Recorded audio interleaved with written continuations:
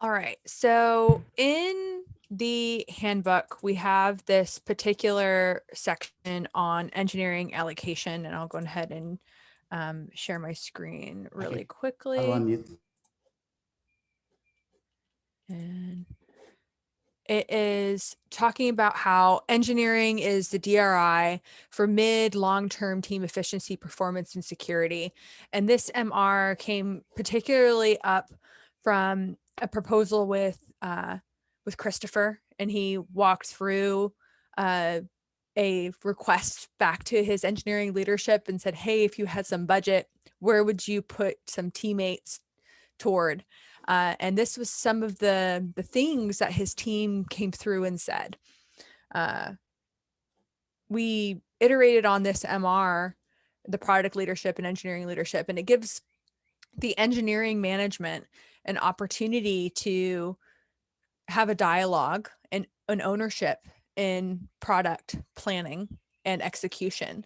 It is a different way of prioritizing than how we have done at GitLab, because typically the DRI of prioritization is product. Uh, Up here, DRI and asset prioritization is product managers, and this is a table of what we would typically do prioritization.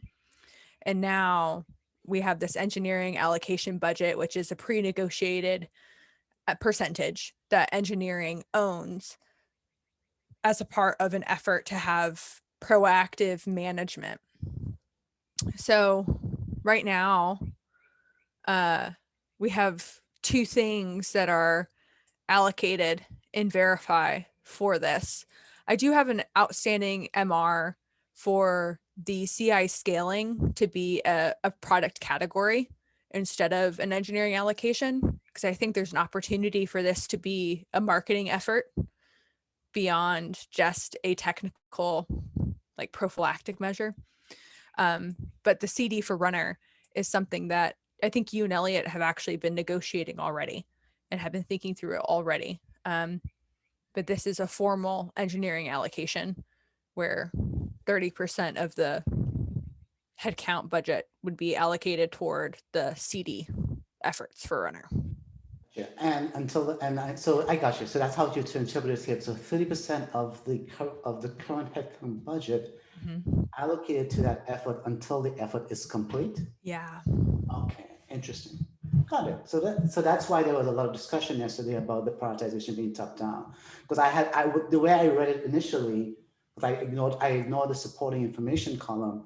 I was just Mm-hmm. saying, oh, we're saying that ongoing from here on out, we are allocating on a, let's say, a monthly basis, 30% of the runner budget to this category called, maybe up in the prioritization table, we actually have it labeled a little bit better.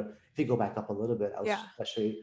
So yeah, right. So like availability, for example. So I was kind of imagining, oh, okay, going forward, we will be allocating 30% of runner budget to availability, and then we need to be a little more, how should I say, methodical in applying those right labels, methodical in terms of the prioritization to say that yes, every month we are spending this much. But I see the current thinking is slightly more nuanced than that, or slightly different than that actually.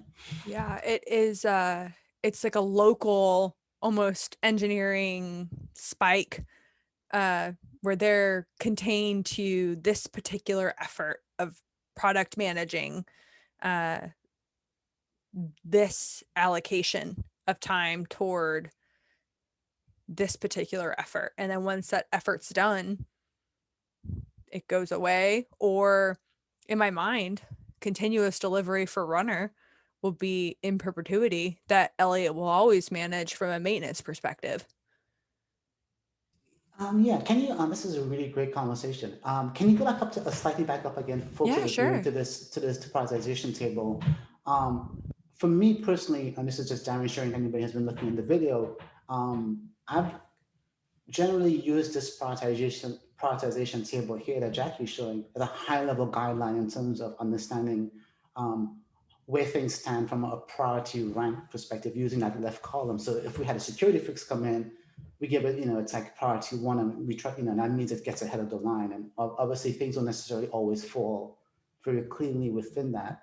Right. But as I'm looking at this table right now, Jackie, and we don't have to solve it today, I was just wondering if, especially for areas such as runner, which obviously impacts potentially SLOs related to AppDex and so forth and so on, if we need to have another discussion about kind of the idea I was talking about earlier a second ago, which is on an ongoing basis being more prescriptive by saying, hey, once we get past the spike, do we then methodically assign X% to the availability bucket or the SOA bucket every month? But I don't know if you've given that much thought yet with you and Kenny, but that's kind of something idea that came to head. Yeah. So when I was in release management, and we've talked a little bit about this before, Nicole and I, my engineering manager, we set aside like for the top 4 issues in each of our milestone or the top 4 prioritization buckets.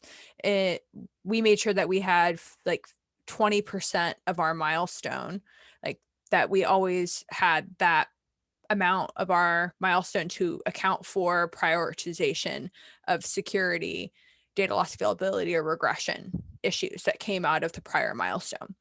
So, for example, if a security bug was reported or security issue is reported from the previous milestone, we'd have space in order to prioritize it. Or, of course, if something was in the backlog that was an S3 or an S4, we would have the opportunity to schedule it in that 20%.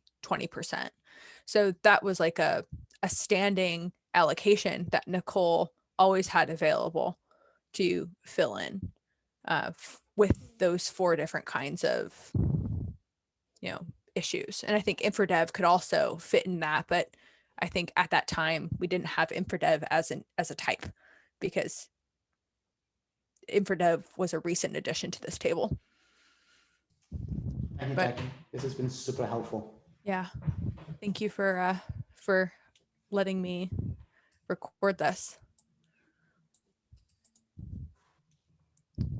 Let me stop it.